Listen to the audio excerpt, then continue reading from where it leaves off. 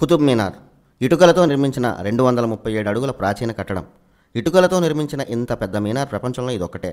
అందుకే ఈ నిర్మాణాన్ని యునెస్కో ప్రపంచ వారసత్వ సంపదగా గుర్తించింది. ఈ అద్భుత నిర్మాణం ప్రాచీన భారతీయ చరిత్రకు సాక్ష్యం. ఢిల్లీలో మెహ్రౌలీ అనే ప్రాంతంలో ఉన్న కుతుబ్ మీనార్పై ఎప్పటి నుంచో చర్చ ఉంది. ఆ ప్రాంగణంలో ఉన్న 27 హిందూ జైన్ దేవాలయాలను పునరుద్ధరించాలని కోర్టులో కేసు కూడా నడుస్తుంది. అసలు ఆ చుట్టూనే అన్ని దేవాలయాలు ఎందుకున్నాయి? కుతుబ్ మీనార్ మీద అంత చర్చ ఎందుకు? అసలు కుతుబ్ మీనార్ రియల్ హిస్టరీ ఏమిటి? కుతుబ్ మీనార్ చరిత్ర గురించి చాలా పరిశోధనలే జరిగాయి. వాటిలో అతి ముఖ్యమైనది ప్రొఫెసర్ ఎంఎస్ భట్నాగర్ రీసెర్చ్. 1977లో ఆయన కుతుబ్ మీనార్ చరిత్ర గురించి చేసిన పరిశోధనా పత్రాలను కూడా సమర్పించారు. కానీ ఆ పరిశోధనలో ఉన్న నిజాలేవి బయటికి రాలేదు. 1960లో కొందరు చరిత్ర విద్యార్థులు కుతుబ్ మీనార్ ప్రాంతాన్ని పర్యటించి ఒక సెమినార్ కూడా నిర్వహించారు. కుతుబ్ మీనార్ను పర్యవేక్షిస్తున్న అక్కడ హిస్టరీ అధికారిని ఆ విద్యార్థులు కొన్ని ప్రశ్నలు అడిగితే వేటికి సరైన సమాధానం లేదు. పృథ్వీరాజ్ మీద ఘోరీ సాధించిన విజయానికి గుర్తుగా కుతుబుద్దీన్ ఐబక్ ఈ మీనార్ కట్టాడని అక్కడ గైడ్స్ చెప్తుంటారు. కానీ పానిపట్లో యుద్ధం జరిగితే ఢిల్లీ మధ్యలో ఈ మీనార్ ఎందుకు కట్టారన్న దానికి ఎటువంటి ఆధారాలు లేవు. పోనీ ఘోరీ రాజధాని ఢిల్లీనా అనుకుంటే ఘోరీ ఎప్పుడూ ఢిల్లీ రాజధానిగా పరిపాలించలేదు. ఘోరీ క్యాపిటల్ గజని. అలాంటప్పుడు ఢిల్లీలో మీనార్ కట్టాల్సిన అవసరం ఘోరీకి లేదు కదా? ఈ ప్రశ్నే అడిగితే ఎవరూ సమాధానం చెప్పరు. పైగా చిత్రమైన కథ ఏంటంటే ఈ మీనార్కి కుతుబ్ మీనార్ అని పేరు ఉండడం. ఘోరీ గుర్తుగా ఘోరీకి ఇష్టమైన బానిస కుతుబుద్దీన్ ఐబక్ ఈ మీనార్ను కట్టాడని చెప్తుంటారు. కుతుబుద్దీన్ ఐబక్ కూడా ఢిల్లీ రాజధానిగా ఎప్పుడూ పరిపాలించలేదు. ఆయన మరణించింది కూడా లాహోర్లోనే. మరి లాహోర్ రాజధానిగా పరిపాలించే కుతుబుద్దీన్ ఢిల్లీలో మీనార్ ఎందుకు కట్టాడు? దీనికి కూడా సరైన ఆధారాలు లేవు. ఇలా 1960 నుంచి ఇప్పటి వరకు కుతుబ్ మీనార్ చరిత్ర వెనుక ఇన్ని ప్రశ్నలు వినిపిస్తున్నా ఎవరూ సరైన సమాధానం ఇవ్వలేకపోయారు. మరి కుతుబ్ మీనార్గా పిలుస్తున్న ఆ కట్టడం ఏమిటి? అసలు కుతుబ్ అంటే ఏమిటి? కుతుబ్ మీనార్ క్రీస్తు పూర్వం 280లో సముద్రగుప్తుడు నిర్మించిన ప్లానిటోరియం అని అప్పట్లో అంటే 1960ల నాటి నుంచి పెద్ద చర్చ జరుగుతుంది. ఆనాటి చరిత్ర పరిశోధకులు కూడా ఇదే విషయాన్ని చెప్పారు. బట్ ఆ వివరాలేవి ప్రజల్లోకి రాలేదు. కుతుబ్ మీనార్ అసలు పేరు విష్ణుధ్వజం లేదా ధ్రువధ్వజం అని ఢిల్లీ ప్రజలే చాలామంది చెప్తుంటారు. ఖగోళ శాస్త్రంలో ఆర్యభట్ట, వరాహమిహిర లాంటి భారతీయ ప్రాచీన శాస్త్రవేత్తల ప్రతిభ ఏంటో ప్రపంచం మొత్తానికి తెలుసు. కానీ వారి గురించి మన చరిత్ర పాఠాల్లో ఎక్కడా కనిపించదు.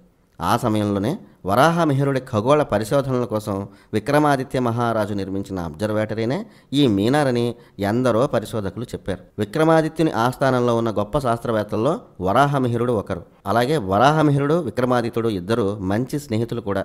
ఈ మీనార్ని చాలా ఎత్తు నుంచి హైవర్ అనే పరిశోధకుడు విమానంలో ఫోటోలు తీశాడు.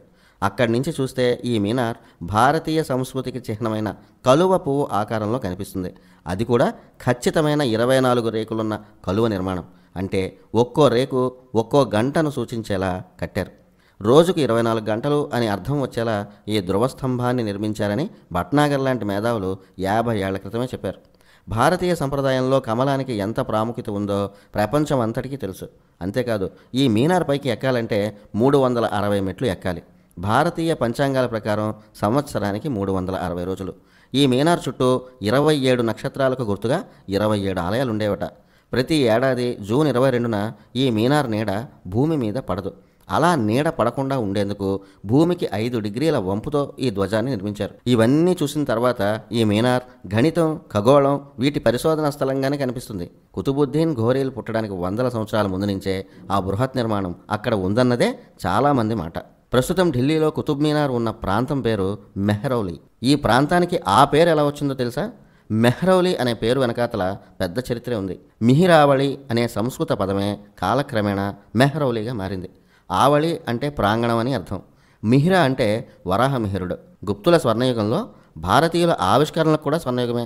అలా గుప్తుల కాలంలో విక్రమాదిత్య ఆస్థానంలో పనిచేసిన వరాహమిహిరుడి కోసం మిహిరావళి అనే ఒక ప్రాంతాన్నే ఏర్పాటు చేశాడు విక్రమాదిత్యుడు. ఆయన ఆస్థానంలో వరాహమిహిరుడు ఖగోళ గణిత శాస్త్రంపై చేసిన పరిశోధనలు ఇప్పటికీ ఆశ్చర్యం కలిగిస్తాయి. ఆయన కోసం నిర్మించిన ఖగోళ పరిశోధనాశాలే ఈ మిహిరావళి అని ఇప్పటికీ ఢిల్లీలో చాలామంది చెప్తుంటారు. ఆ మిహిరావళే కాలక్రమేణా మెహ్రౌలీ అయిందని చెప్తారు. ఈ మీనార్ పైనుంచే అప్పటి మన ఋషులు, ఖగోళ శాస్త్రవేత్తలు పరిశీలనలు చేసేవారని తెలుస్తోంది. అందుకు తగ్గట్టుగానే ఈ శిఖరం చుట్టూ 27 నక్షత్రాలకు సంబంధించిన ఆలయాలు నిర్మించారు. ఆ ఆలయాలే విదేశీ దండయాత్రల కాలంలో నాశనమయ్యాయి. భూమి మీద ప్రభావం చూపించే నక్షత్రాలు 27 అని ప్రజలకు తెలిసేందుకే అలా కట్టారు. వాటి ఆనవాళ్లు ఇప్పటికీ ఉన్నాయి. ఈ ధ్రువస్తంభం పరిసరాల్లో చెక్కిన ఎన్నో అద్భుత హిందూ శిల్పాలను నాశనం చేశారు. ఈ ప్రాంగణంలో అడుగు పెడితే మనకు అడుగడుగునా కనిపించేవి మన హైందవ ఆనవాళ్లే. ఈ కుతుబ్ మీనార్ ప్రాంగణంలో ఒక విష్ణు ఆలయం ఉండేదని ఇక్కడ పరిశోధనలు చేసిన భట్నాగర్ లాంటి వాళ్ళు వివరించారు. అందువల్లే ఈ మీనార్కి గతంలో విష్ణు ధ్వజం, ఆ తర్వాత ధ్రువధ్వజం అనే పేర్లు ఉండేవని తెలుస్తుంది. ఈ ప్రాంగణంలోనే ఎప్పటికీ తుప్పుపట్టని ఇనుప స్తంభం ఉంది. ఎలాంటి వాతావరణాన్నైనా తట్టుకునే ఆ ఇనుప స్తంభం ఇప్పటికీ ఒక వండరే. లోహశాస్త్రంలో భారతీయుల ప్రతిభకు అది సజీవ సాక్ష్యం. ఆ ఇనుప స్తంభాన్ని గరుడ ధ్వజం అనేవారంట. అంటే కుతుబ్ మీనార్ ప్రాంతంలో ఉండే విష్ణు ఆలయానికి అది ధ్వజస్తంభం. ఇలా ఎలా చూసినా ఈ ప్రాంగణం అంతా కూడా గుప్తుల కాలం నాటి ప్రాంతంలాగే అనిపిస్తుంది. ఈ ధ్వజానికి ఒకప్పుడు 7 అంతస్తులు ఉండేవి. వారానికి 7 రోజులు. అందుకు చిహ్నంగా 7 అంతస్తులు నిర్మించారు. కానీ ఘోరీ సమయంలో 2 అంతస్తుల్ని ధ్వంసం చేశారు. విష్ణువు విగ్రహం, గణపతి విగ్రహంతో పాటు ఎన్నో అద్భుత శిల్పాలను నాశనం చేశారు. ధ్వంసమైన 2 అంతస్తుల శిథిలాలను ఆ చుట్టుపక్కలే చూడొచ్చు. ఇంతకీ ఈ మీనార్కి కుతుబ్ మీనార్ అని పేరు ఎలా వచ్చిందో కూడా తెలుసుకోవాలి. ఉర్దూలో లేదా అరబ్బీలో కుతుబ్ అంటే అంతరిక్షం లేక ధ్రువం అనే అర్థం వస్తుంది. ఆకాశాన్నంటే ఆ ధ్వజానికి అంతరిక్ష ధ్వజం అని అర్థం వచ్చేట్టు ఆనాటి ఇస్లాం పాలకులు పేరు పెట్టి ఉంటారు. ఇదే విషయాన్ని చాలామంది పరిశోధకులు కూడా చెప్తుంటారు. ఇక్కడ ఆధ్యాత్మిక కోణం ఒకవైపు, చారిత్రక కోణం మరోవైపు, శాస్త్రీయ కోణం ఇంకోవైపు కనిపిస్తాయి. ప్రపంచానికి విజ్ఞానాన్ని నేర్పిన మన భారతీయ సాంకేతిక వైభవానికి ఈ అబ్జర్వేటరీయే ఒక మచ్చుతునక. వారు కనిపెట్టిన ఎన్నో విషయాలు ఇప్పటికీ ఆ మిహిరావళిలో ఎక్కడో మరుగున పడిపోయాయి. కుతుబ్ మీనార్ అయినా, విష్ణు ధ్వజమైనా ఇప్పుడు ఎవరికీ నష్టం లేదు. కానీ అసలు చరిత్ర మాత్రం ఈ తరానికి ఖచ్చితంగా తెలియాలి.